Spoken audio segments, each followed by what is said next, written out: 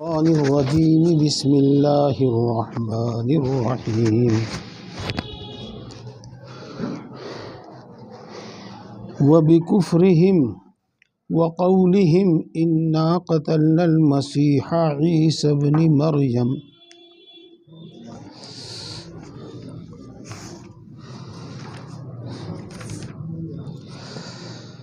وبكفرهم وقولهم على مريم بهتانا عظيما وقولهم إنا قتلنا المسيح عيسى ابن مريم رسول الله وما قتلوه وما صلبوه ولكن شبه لهم وإن الذين اختلفوا فيه لفي شك منه ما لهم به من علم إلا اتباع الظن وما قتلوه يقينا بل رفعه الله إليه وكان الله عزيزا حكيما وإن من أهل الكتاب إلا ليؤمنن به قبل موته ويوم القيامة يكون عليهم شهيدا صدق اللہ العظیم۔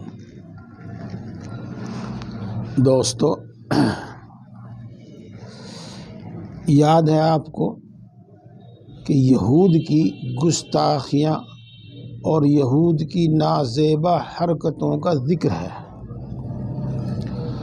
اور وہ محض ایک تاریخ کے واسطے نہیں ہے، نہ وہ محض ایک عجیب غریب قصہ سنانے کے واسطے ہے، بلکہ وہ ہماری نصیحت اور عبرت کے واسطے ہے۔ یہ اول تو ہمیں اپنی کتاب قرآن پاک کو سب سے پہلا درجہ تو اس کا یہ ہے کہ ہم اس کو صحیح پڑھنا سیکھیں، جس کو ہم کہتے ہیں تجوید سے پڑھنا سیکھیں۔ یہ تجوید کا مطلب یہ نہیں کہ قاری صاحب ہی تجوید سے قرآن پاک پڑھیں گے، نہیں، ہر مسلمان پر جو بھی قرآن پاک پڑھے تجوید سے پڑھے۔ تجوید سے پڑھنے کا مطلب یہ ہے کہ جس طرح حضرت جبریل علیہ السلام نے رسول اللہ صلی اللہ علیہ وسلم کو سکھایا، اور جس طرح رسول اللہ صلی اللہ علیہ وسلم نے اس زمانے میں صحابہ کرام کو یعنی کہ امت کو سکھایا، اس طریقے سے پڑھنا تجوید سے پڑھنے کا مطلب یہ ہے۔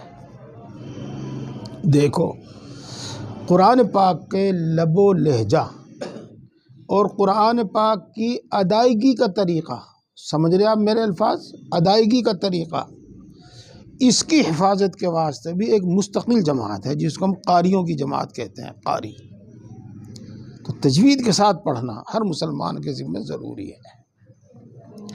ہم تو شریعت کی گنجائش کی وجہ سے کہہ دیتے ہیں کہ صحیح پڑھنے کے لیے محنت کرو، کوشش کرو، سیکھو، جب تک صحیح نہ ہو اس وقت تک جیسا پڑھ سکتے اس طرح پڑھ لو۔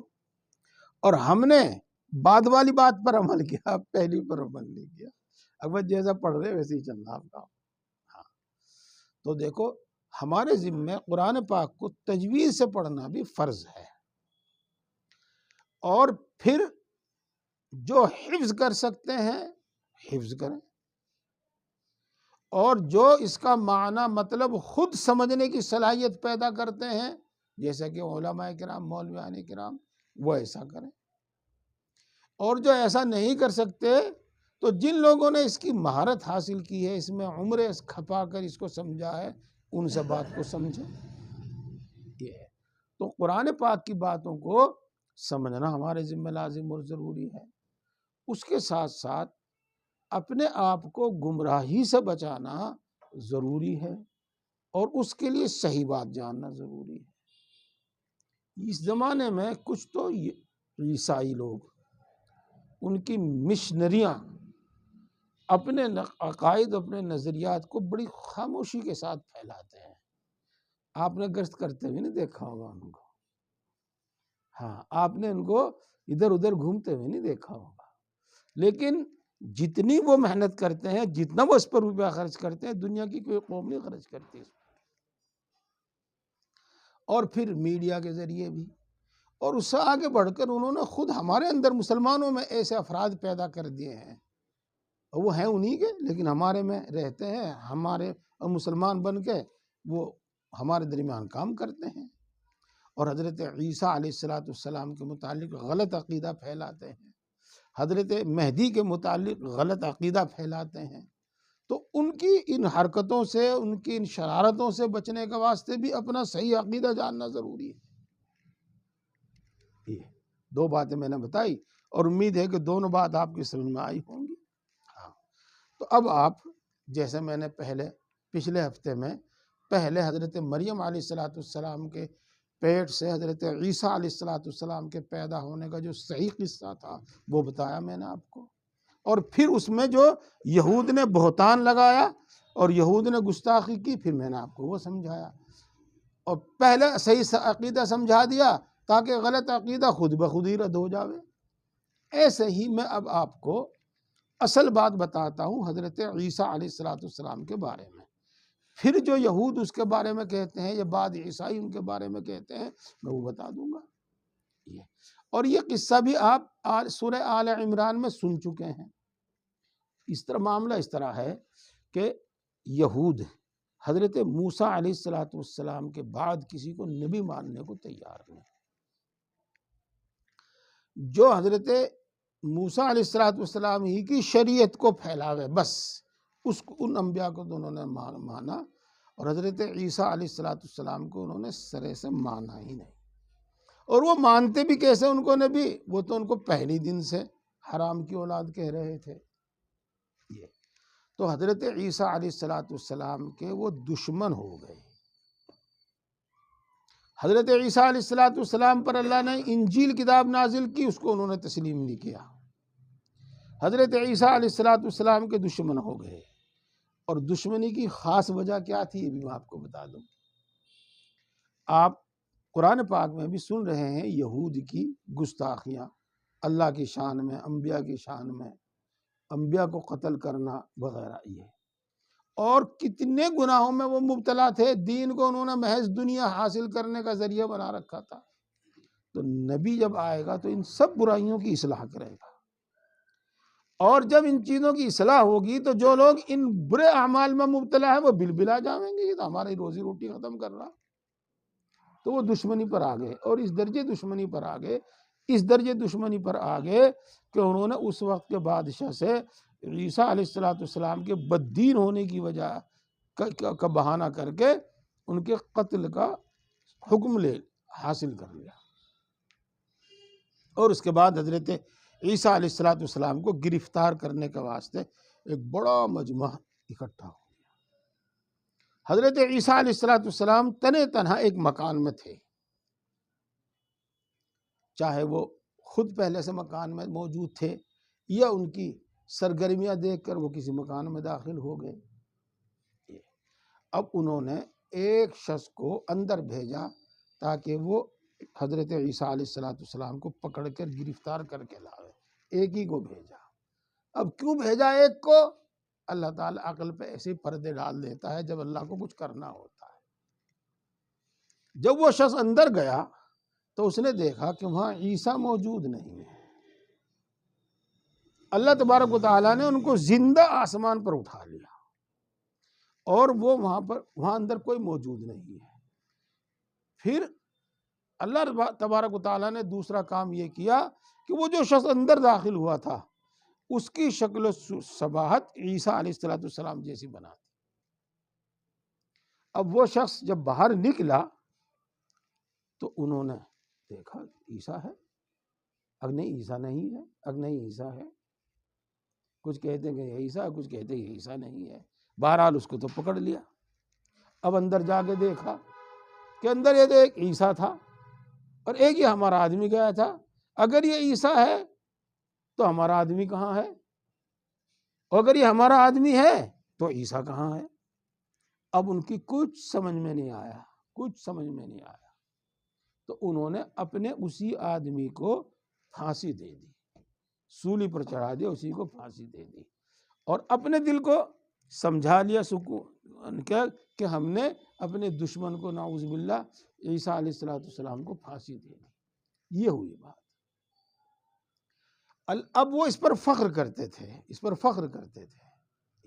اور عیسائیوں کے اور یہودیوں کے درمیان دشمنی کا ایک سبب آج تک یہ بھی بتایا جاتا ہے۔ ابھی کچھ دنوں سے ایک ذکر چل رہا ہے، ہمیں تو اصلیت کا پتہ نہیں، جو کچھ خبروں سے معلوم ہوا وہی کہ یہودیوں نے اپنا تعلقات عیسائیوں سے صحیح کرنے کے واسطے اس پر معافی مانگی ہے۔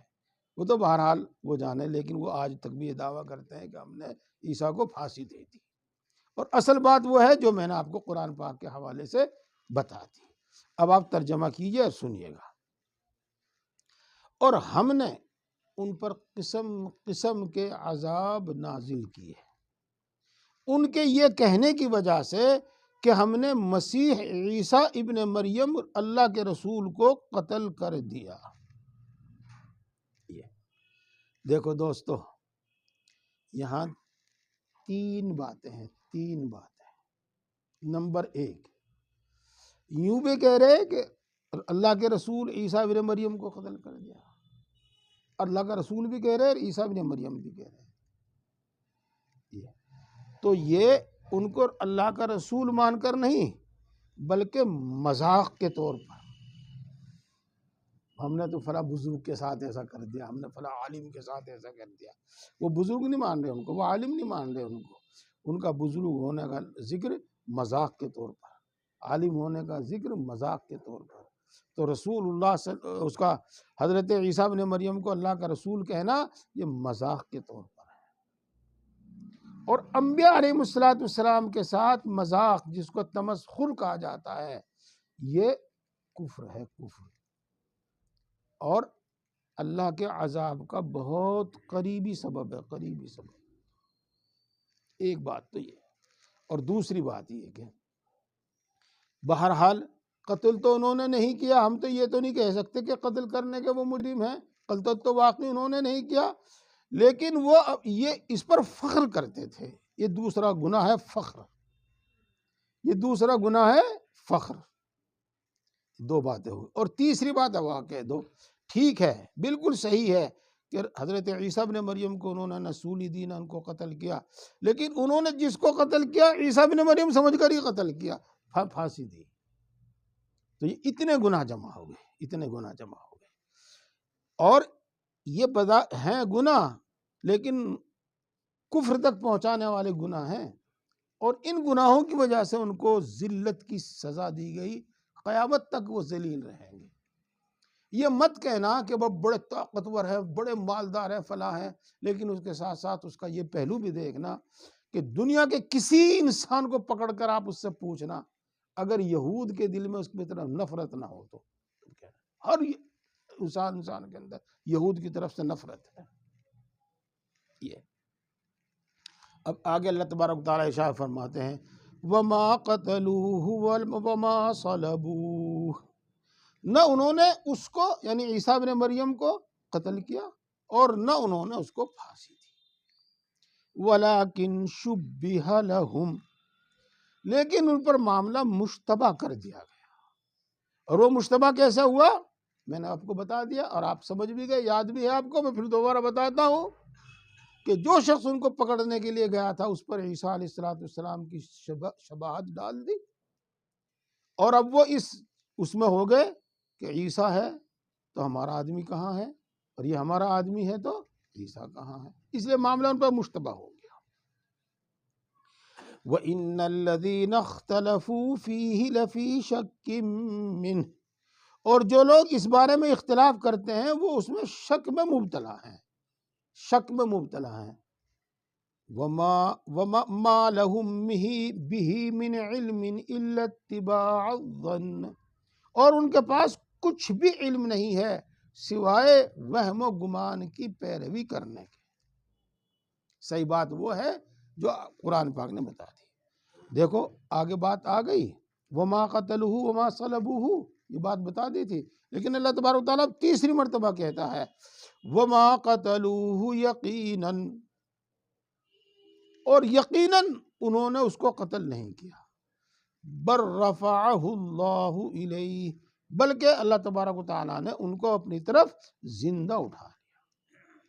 مشہور تو یہ ہے کہ دو نبی زندہ اٹھائے گئے ہیں، ایک ادریس علیہ السلام اور ایک حضرت عیسیٰ علیہ السلام، لیکن تحقیق یہ ہے کہ صرف حضرت عیسیٰ علیہ السلام کو اللہ تبارک و تعالیٰ نے زندہ اٹھایا ہے، حضرت ادریس علیہ السلام کو زندہ نہیں اٹھایا۔ قرآن پاک میں رفعہ اللہ کا ان کے بارے میں بھی ذکر ہے، لیکن وہاں ہے بلندی درجات، رفع سے مراد ہے درجات کی بلندی، چونکہ یہ کسی صحیح حدیث میں نہیں آتا کہ ان کو زندہ اٹھایا گیا ہو۔ وَكَانَ اللَّهُ عَزِيزًا حَكِيمًا، اور اللہ تبارک و تعالیٰ زبردست غلبے والا اور حکمت والا ہے۔ یہاں کسی کے دل میں وہم پیدا ہو سکتا ہے، اور شیطان بھی وہم پیدا کرتا ہے، جہالت بھی وہم پیدا کرتی ہے، کم فہمی کم عقلی بھی پیدا ہے۔ بھائی جب وہ اللہ کے رسول تھے تو اللہ نے ان کی مدد کیوں نہیں کی، ان کو بچایا کیوں نہیں ان سے؟ ہاں، تو اللہ تعالیٰ فرماتے اگرچہ اللہ تبارک تعالیٰ زبردست غلبے والا ہے، وہ جو چاہتا ہے کرتا ہے، جو چاہتا کر سکتا تھا، لیکن اللہ نے ان کو اٹھا لیا چونکہ وہ حکمت والا ہے۔ تو وقت کے تقاضے اور مصلحت کے مطابق اللہ کام کرتا ہے، تو وقت کے تقاضے اور مصلحت کے مطابق اللہ نے کام کیا، اگرچہ وہ زبردست غلبے والا ہے۔ یہ بات پوری ہوتی ہے۔ اب اگلی آیت شریفہ میں جو فرمایا ہے، میں اس کو آسان الفاظ میں پہلا آپ کو سمجھاتا ہوں تاکہ ترجمے سے بھی بات اچھی طرح سمجھ میں آ جائے۔ یہ آیت شریفہ کے مطلب بیان کرنے میں یہاں مفسرین کرام دو مطلب بیان کرتے ہیں، اور وہ میں دونوں آپ کے سامنے پیش کروں گا۔ اللہ تبارک و تعالیٰ یوں ارشاد فرماتے ہیں کہ ہر یہودی ہماری اس بات پر اپنی موت سے پہلے ضرور یقین کر لے گا کہ ہم نے عیسیٰ کو آسمان پر اٹھا لیا تھا اور انہوں نے اس کو قتل نہیں کیا تھا۔ ہر یہودی اپنی موت سے پہلے اس بات کا یقین کر لے گا، اس بات پر ایمان لے آئے گا، اور وہ یہ اس لیے کہ اللہ تبارک و تعالیٰ اس کو موت سے پہلے، اس کی روح نکالنے سے پہلے اس کو یہ منظر دکھائیں گے۔ عیسیٰ کو اللہ نے اوپر اٹھا لیا اور وہاں پر وہ حیات ہیں، اور وہ یہ سب دیکھ کر اپنی موت سے پہلے یقین کر لے گا کہ ہاں ہم جو کچھ عیسیٰ کے بارے میں کہتے تھے، غلط کہتے تھے، وہ ہماری غلطی اور ہماری گمراہی تھی۔ اپنے مجرم ہونے کا اس کو موت سے پہلے ہی یقین ہو جائے گا، اور وہ سب کچھ جو حقیقت ہے، اصلیت ہے، موت سے پہلے ان کو دکھا دی جائے گی۔ لیکن اس وقت وہ اگر اس پر ایمان لاویں گے، یقین کریں گے، اس وقت کے ایمان کا اعتبار نہیں ہے، بس ان کو غلطی کا احساس دلانے کے واسطے، ان کا جرم قبول کرنے کے واسطے، قبول کرانے کے واسطے ان کے بعد دکھائی جائے گی۔ ایک تو مطلب اس بات کا یہ ہے، اور میں پہلے اس کا ترجمہ کر دوں تاکہ آپ کو یہ مطلب بھی سمجھ میں آ جائے۔ وَإِن مِّنْ أَهْلِ الْكِتَابِ إِلَّا لَيُؤْمِنَنَّ بِهِ قَبْلَ مَوْتِهِ، اور اہل کتاب میں سے یعنی یہودیوں میں سے اور بلکہ عیسائیوں میں سے بھی کوئی شخص نہیں ہوگا جو اپنی موت سے پہلے عیسیٰ علیہ السلام پر ایمان نہیں لے آئے گا۔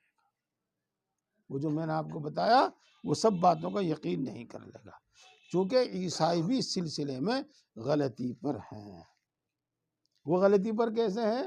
ہاں دیکھو دوستو، جو میں آپ کو بتا رہا ہوں اس کو دھیان سے سنیو۔ ہاں، جب اس زمانے کے عیسائی جو عیسیٰ علیہ السلام پر ایمان لاتے تھے، ان کے پاس بھی کوئی جواب نہ بن سکا کہ عیسیٰ کو وہ نہیں بچا سکے، تو انہوں نے یہ کہنا شروع کر دیا کہ ساری انسانیت کی نجات کے واسطے عیسیٰ نے پھانسی پر چڑھنا گوارا کر لیا۔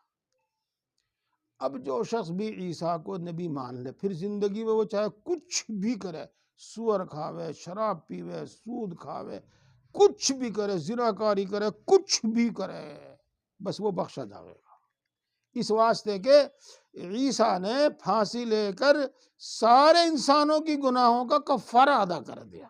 دیکھو کتنی حماقت کی بات ہے، گناہ کرے کوئی اور کفارہ ادا کرے کوئی،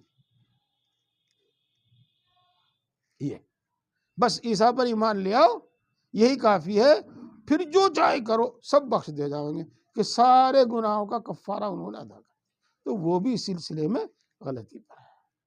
اور آپ نے دیکھا ہوگا ایک صلیب کا نشان ہے، اس طرح کا نشان ہے نا ایک، وہ گرجا گھروں پر لگا رہتا ہے، اور وہ جو ان کے مذہبی لوگ ہیں اس کو گلے میں لٹکائے رہتے ہیں، وہ اس پر فخر کرتے ہیں کہ موسیٰ نے، عیسیٰ نے پھانسی لے کر ساری انسانیت کے گناہوں کا کفارہ ادا کر دیا، اور فخر کے طور پر وہ صلیب کو اٹھاتے ہیں اور اس کا احترام کرتے ہیں۔ صلیب کا معنی پھانسی کے سولی کے ہی ہے، یہ ہے بات۔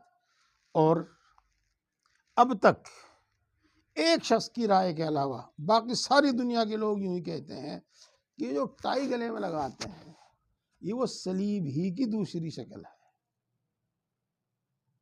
وہ صلیب ہی کی دوسری شکل ہے، اس لیے کسی مسلمان کو ٹائی نہیں لگانی چاہیے، ٹائی نہیں لگانی چاہیے، یہ صلیب ہی کی، جو فخر کے طور پر اس کو اٹھاتے ہیں، جیسے ہمارے لوگ کچھ چاند کو اور کچھ 786 کو، حالانکہ ان میں کچھ نہیں ہے، کچھ نہیں ہے، ہم نہیں کسی پر، تو وہ علامت کے طور پر، فخر کے طور پر اس کو گلے میں لٹکا کر رکھتے ہیں، مسلمان کو نہیں لگانی چاہیے۔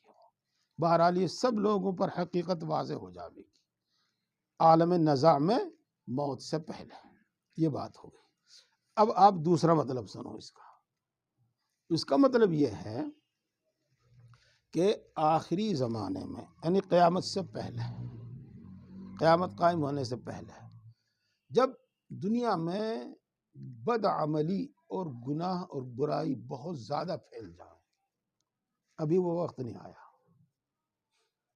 یہ جو لوگ کبھی کہیں کہ دجال نکل چکا، کوئی کہے مہدی پیدا ہو چکا، کوئی کہے عیسیٰ آ لیا اور میں عیسیٰ ہوں، کوئی کہے میں مسیح ہوں، کوئی کہے میں مہدی ہوں، یہ سب ڈھکوسلے بازیاں ہیں،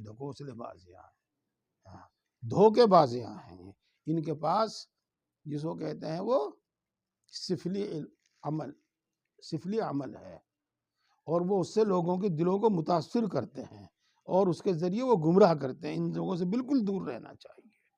یہ کوئی کچھ کہتا ابھی نہیں، آخری زمانے میں اتریں گے، پہلے مہدی پیدا ہو چکے ہوں گے، ان کا ظہور ہو چکا ہوگا، اور اس کے بعد عیسیٰ علیہ السلام شام میں شہر دمشق کی جامع مسجد میں ایک مینار پر اتریں گے، اللہ تعالیٰ کو ایک مینار پر اتاریں گے۔ یہاں ایک لطیفہ بتاؤں، آپ سب جاگ رہے، دھیان سے سن رہے، لیکن آنکھ کھول کے مجھے دیکھو، آپ کو ایک نئی بات بتاؤں گا میں آپ کو۔ اللہ تبارک و تعالیٰ چوتھے آسمان سے حضرت عیسیٰ علیہ السلام کو بغیر کسی سیڑھی کے، بغیر کسی کے ذریعے جامع دمشق کے مینار پر اتارے گا، اور وہ مینار پر کھڑے ہو کے پھر یہ کہیں گے سیڑھی لاؤ گے، میں نیچے اتروں۔ ہے بات کمال کی کہ آسمانوں سے چل کر نیچے آ جاؤں گے بغیر کسی سیڑھی کے، بغیر کسی اس کے، اور سیڑھی اس جامع مسجد کے مینار پر آ گئے، میں سیڑھی لاؤ میں نیچے اتروں، وہ میرے سے نیچے نہیں اترا جا رہا، پھر سیڑھی لگائی جاوے گی اور وہ سیڑھی سے اتر کر نیچے آئے گے، اور عصر کی نماز کا وقت ہوگا، حضرت مہدی نماز پڑھا رہے ہوں گے، اور عیسیٰ کی خبر پا کر وہ پیچھے ہٹنا چاہیں گے تاکہ اب امامت عیسیٰ کریں، لیکن عیسیٰ علیہ السلام اشارے سے کہہ دیں گے کہ تم نماز تم ہی پڑھاؤ، اور وہ نماز مہدی پڑھائیں گے، اور حضرت عیسیٰ علیہ السلام ان کی اقتداء میں وہ نماز پڑھیں گے، اور اس کے بعد پھر تمام نمازوں کی امامت حضرت عیسیٰ کریں گے، مہدی نہیں کریں گے۔ کیوں؟ امام سب سے افضل آدمی کو بنانا چاہیے، سب سے گھٹیا کو نہیں، سب سے افضل۔ یہ چلو بہرحال وہ اتریں گے۔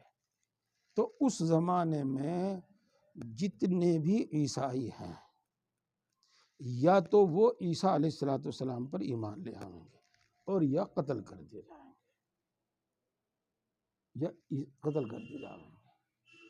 اور یہودیوں کو سب کو ختم کر دیا جائے گا، سب کو، ایک طرف سے ایک بچہ نہیں چھوڑا جائے گا، سب کو قتل کر دیا جائے گا۔